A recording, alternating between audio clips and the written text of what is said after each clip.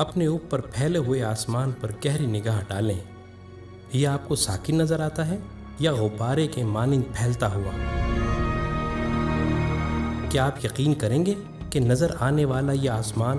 آج بھی ایک غبارے کی طرح نہایت تیزی سے پھیلتا چلا جا رہا ہے؟ یہ کیسے ہو رہا ہے؟ آئیں دیکھتے ہیں۔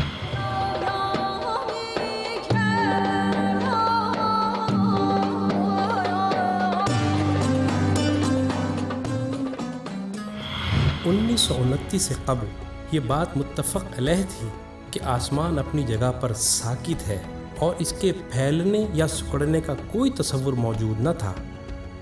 تاکہ عظیم ماہر فلکیات ہبل نے اپنی عظیم فلکی دوربین کی مدد سے جب کائنات کی عظیم دوریوں میں جھانک کر دیکھا تو اس کو پتہ چلا کہ جو کہکشائیں زمین سے جتنی دور ہیں ان کا رنگ اتنا ہی سرخ ہے۔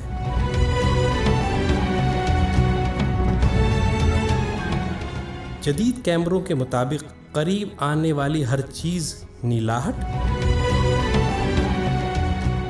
اور دور ہوتی ہوئی ہر چیز سرخی مائل ہوتی ہے، جس کو ریڈ شفٹ کہتے ہیں۔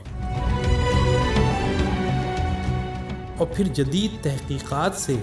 یہ بات سامنے آئی کہ تقریباً 14 ارب سال پہلے کائنات ایک نورانی نقطے کے پھٹنے یعنی بگ بینگ سے وجود میں آئی،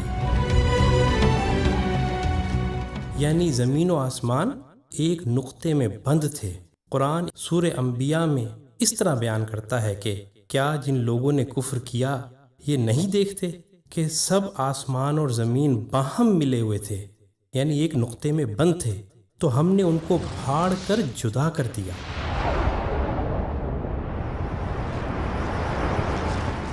پھر دوسرے مرحلے کے حوالے سے سائنس کہتی ہے کہ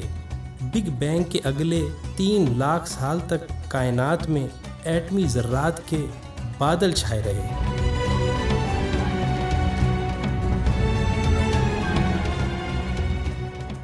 جن کو جہاں ایک طرف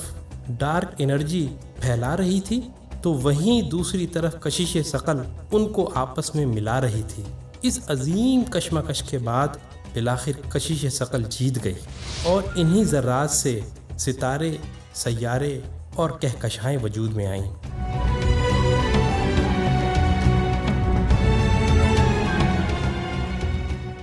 قرآن اس دوسرے مرحلے کو بھی سورہ حامیم سجدہ میں یوں بیان کرتا ہے، پھر ہم آسمان کی طرف متوجہ ہوئے اور وہ اس وقت دھواں تھا، تو اس نے اس آسمان اور زمین کو حکم دیا کہ تم دونوں وجود میں آ جاؤ، چاہے خوشی سے چاہے زبردستی۔ تو انہوں نے کہا کہ ہم بخوشی حکم بجا لا کر وجود میں آتے ہیں۔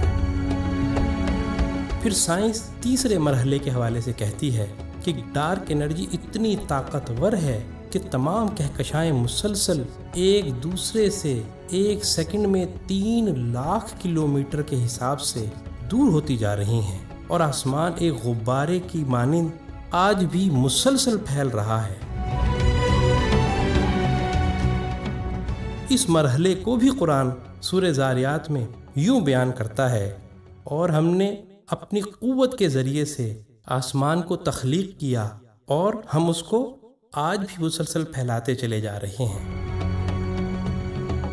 ان دریافتوں کے بعد اب سائنس کائنات کے خاتمے کا بھی ایک عظیم نظریہ رکھتی ہے، جس کو بگ بینگ کے مقابلے میں بگ کرنچ کا نظریہ کہتے ہیں، جس کے مطابق کائنات ایک انتہا تک پھیلنے کے بعد واپس لپٹنا شروع ہو جائے گی تاکہ وہ واپس ایک نقطے میں بند ہو جائے گی۔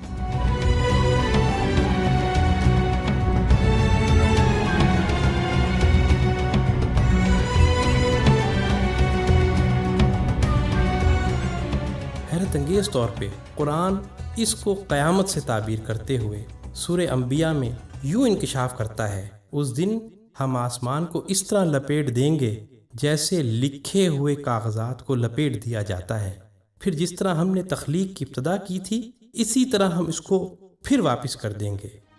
اتنی عظیم تحقیقات اور نظریات کے قائم کرنے والوں سے کوئی یہ تو پوچھے 1400 سال قبل وہ کون سی ٹیکنالوجی تھی جن کی بنیاد پر قرآن ان حقائق کی وضاحت کرتا ہے۔